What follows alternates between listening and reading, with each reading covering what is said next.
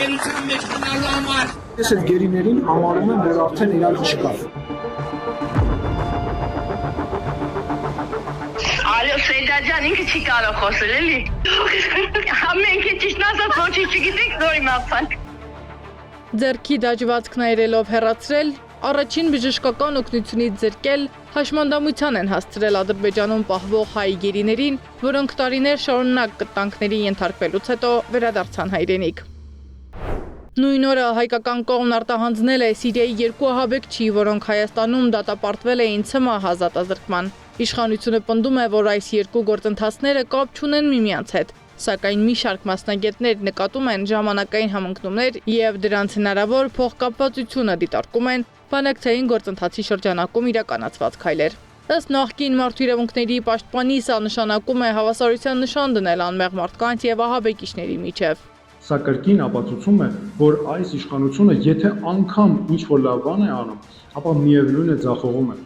Այդ սիրիացի վարձկան ահաբեկիչները, որոնցով իրականացվեց փոխանակումը, պետք է օգտագործվեին շատ ավելի մեծ արդյունքի հասնելու համար։ Նրանք ընդամենը մի քանի տարի առաջ գումարի դիմաց կտրում էին մեր գլուխներն ու կատարում ամենադաժան հանցագործությունները։ Հայ գերիների վերադարձը հասարակության համար միանշանակ դրական եւ սպասված իրադարձություն է։ Միևնույն ժամանակ միջազգային իրավունքի մասնագետները ընդգծում են, ցանկացած գործընթացի արդյունավետությունը պետք է գնահատել ոչ միայն արդյունքով, այլև կիրառված մեխանիզմներով։ Միջազգային իրավունքի մասնագետ Սիրանուշ Սահակյանը կարևորում է գերիների վերադարձը, սակայն ուշադրություն է հրավիրում այն հանգամանքի վրա, որ նման գործընթացները ցանկալի է կառուցել համարժեքության եւ կանխատեսելիության սկզբունքներով, հետագա ռիսկերը նվազեցնելու համար։ Իմ ունեցած տեղեկություններով Հայաստանում ադրբեջանցի ռազմագերիներ չեն պահվում, նրանք հայրենադարձվել են շատ վաղ ժամանակահատվածում, ի կատարումը նոյեմբերի 9-ի հայտարարության, հետագա բոլոր միջադեպերից հետո երկկողմանի հարցերը լուծում են ստացել, մենք ադրբեջանցի որևէ զինծառայող Հայաստանի Հանրապետությունում չունենք։ Կառավարության նիստում Նիկոլ Փաշինյանը հայտարարել է, որ գերիների վերադարձն ու Սիրիայի քաղաքացիների արտահանձնումը տարբեր գործընթացներ են եւ չեն կարող դիտարկվել մեկ գործարքի շրջանակում։ Մենք ուզում ենք եւ աշխատում ենք նաեւ Սիրիայի Արաբական Հանրապետության հետ մեր հարաբերությունների հետագա զարգացման ուղղությամբ եւ այդ թվում մենք հույս ունենք, որ այդ որոշումը, որը բարեկամական որոշում է Սիրիայի նկատմամբ, այդ թվում Սիրիայի հայ համայնքի շուրջ մթնոլորտը ավելի նպաստավոր կդարձնի։ Հայ-սիրիական հարաբերությունները կարգավորելու, Սիրիայում հայ համայնքի անվտանգությանը նպաստելու համար կարող է այդ քայլը դրական ազդեցություն ունենալ, բայց Սահակյանը հակված չէ հավատալ Փաշինյանի հայտարարությանը։ Ժամանակային համընկնումը թույլ է տալիս մտածելու, որ գործ չունենք երկու ավտոնոմ գործընթացների հետ եւ անխուսափելի է կապը երկու գործընթացների միջև։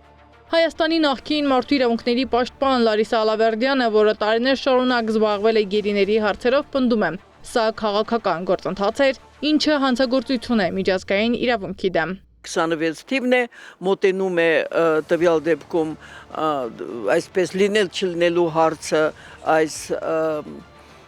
այլ պետության ներկայացուցիչ ԿՊ-ականների համար, դա կյանքի ու մահու պահ է։ Եվ այս առումով մենք պետք է սպասենք, որ բացի, ինչպես արդեն Իլհամ Ալիևը ասեց,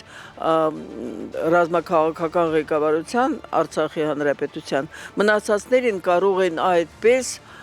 մաս-մաս ուրախություն պատճառել Հայաստանի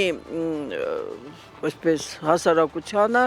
Տեղի ունեցած Ալավերդյանը քաղաքական առևտուր է որակում պնդելով անկախ ամեն ինչից 4 հայի վերադարձն ուրախալի լուր է։ Նախկին ՄԻՊ-ը նաև պատահական չի համարում, որ նախընտրական շրջանում են վերադարձել գերիները, կանխատեսում է, բացի ռազմաքաղաքական ղեկավարներից մնացած պատաններին վերադարձնելու են մինչև ընտրություն։ Սովետական ժամանակ եղել է այդպիսի բան, որ